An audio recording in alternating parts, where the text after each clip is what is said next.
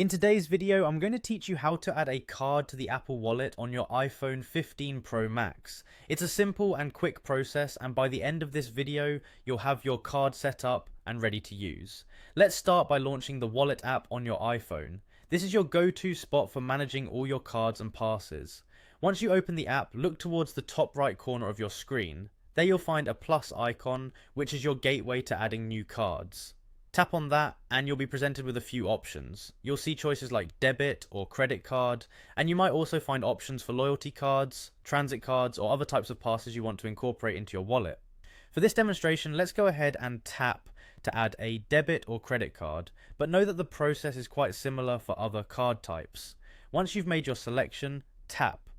Continue to proceed further. Now you're given two options to add your card details. You can manually enter the card information such as the card number, expiration date and CVV code.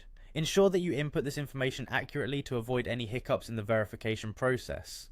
Alternatively, if you prefer a more seamless experience, you can use your iPhone's camera to scan the card. This automatic option is not only quicker but can help prevent errors since your phone captures the full details of your card.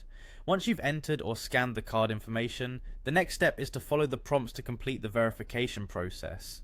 Verification is a crucial security step designed to confirm your identity and protect your card from unauthorized use. This may involve receiving a verification code through SMS or email. Be on the lookout for this code, and once you receive it, enter it promptly into the app to confirm your identity. After you've successfully completed the verification, tap Next to proceed. You're almost done. The app may prompt you to agree to the terms and conditions associated with your card issuer.